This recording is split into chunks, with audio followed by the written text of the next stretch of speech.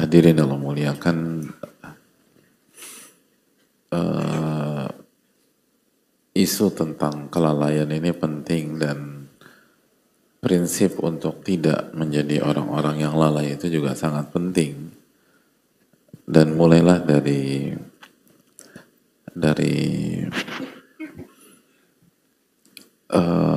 kehidupan terdekat kita dan kehidupan keseharian kita.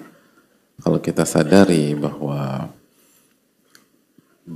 banyak masalah keseharian kita itu karena orang itu lalai sama kita, dan di waktu yang sama kita pun lalai terhadap dia. Lalu sesama lalai ini saling menyalahkan dan akhirnya ribut dan tidak ada ujungnya. Kalau salah satu pihak mau untuk memilih tidak lalai, maka ada banyak masalah kehidupan kita itu terurai. Dan ada banyak masalah problematika kita itu terjawab. Dan selalu demikian. Gitu. Ada banyak anak itu menyalahkan orang tuanya yang lalai terhadap haknya. Dia nggak dididik, dia nggak diberikan perhatian, dia nggak pernah dapat waktu ayahnya selalu sibuk dengan kerjaan, dengan kantor, dengan bisnis dan seterusnya. Dan akhirnya dia benci sama ayahnya, dia kesal dengan ayahnya. Dan ketika dia kesal dan benci dengan ayahnya, tanpa dia sadari, dia lalai dalam menunaikan hak orang tua. Jadi masalah dia dengan ayah adalah lalai versus lalai. Dan gak ada yang menang. Itu lose-lose, dua-duanya kalah. Dua-duanya kalah, karena dua-duanya lalai. Satu lalai sebagai ayah, dan satu lalai sebagai anak. Kan seringkali demikian hadirin.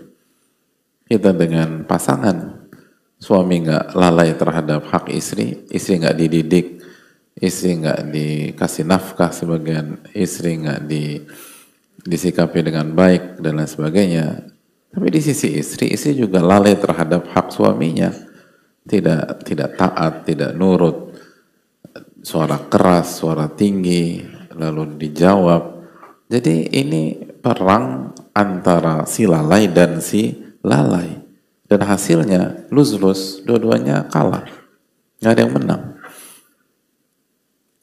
Dan seringkali itu tadi, seringkali kita komplain tentang orang yang benar-benar berinteraksi dengan kita ya.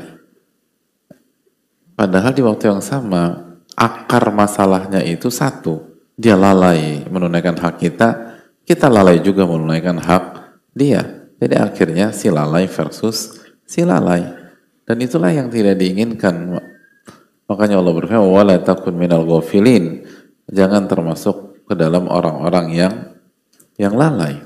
Dan itulah yang diterapkan Rasulullah SAW, bukan hanya dengan lisan, tapi dengan sikap, perbuatan, dan keteladanan, khususnya di bulan Sya'ban, ketika beliau menunjukkan sikap yang tegas bahwa saya tidak termasuk orang-orang yang lalai. Dan menariknya, beliau tidak menggunakan statement dalam ini.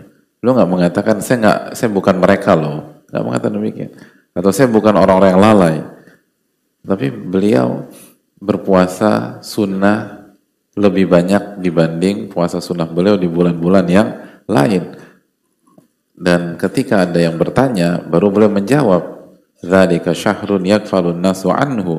Itu bulan yang dilalaikan oleh manusia. Dan betapa elegannya Nabi kita sallallahu alaihi wasallam, alih-alih menyalahkan dan mengkomplain, justru beliau tampil sebagai teladan. Beliau tampil sebagai qudwah. Laqad kana lakum fi Rasulillah uswatun hasanah. Telah ada dalam diri Rasul suri teladan yang baik bagi kalian. Jadi kalau kita benar-benar mengikuti sunnah Nabi SAW, ketika terjadi kelalaian, orang tua kita lalai, jangan kembali melawan mereka dengan kelalaian juga. Tunjukkan keteladanan. Jadilah anak yang berbakti kepada orang tua. Jadilah anak yang memenuhi hak-hak orang tua. Dan nggak perlu diklaim saya udah begini pak, saya sudah kasih papa nggak pernah punya perhatian. Padahal saya selalu doain papa. Saya doain papa loh setiap sholat di sujud. Ngapain cerita demikian? Doain aja dan berbakti. Saya selama ini sudah nurut, saya bersama ini sudah taat sama papa, tapi papa tetap nggak nganggap saya. Untuk apa mengatakan demikian? Dan balik lagi ke keikhlasan yang kita bahas. Kita berbakti sama orang tua karena Allah atau karena ingin feedback dari orang tua kita. Bukankah sekali lagi orang ikhlas tidak mengharapkan pamrih dari manusia? Jadi kalau orang tua kita lalai, kita kasih teladan tentang ketidaklalaian. Ketika istri kita lalai, kita kasih teladan. Sebagai suami kita tidak lalai menunaikan haknya. Terlepas diapresiasi, tidak diapresiasi, dipuji atau tidak dipuji, disanjung atau tidak disanjung, atau justru nggak dianggap sama sekali, bukan urusan kita. Lagi-lagi begitu kita baper dan kita komplain, kita dipertanyakan keikhlasan kita. Dan ini pembahasan kita dalam Tazkiratus Sami. Kita berbakti, kita berbuat baik kepada istri, ingin dipuji istri, atau inna sholati wa nusuki wa mahya wa mati lillahi rabbil alamin. Begitu juga dengan istri.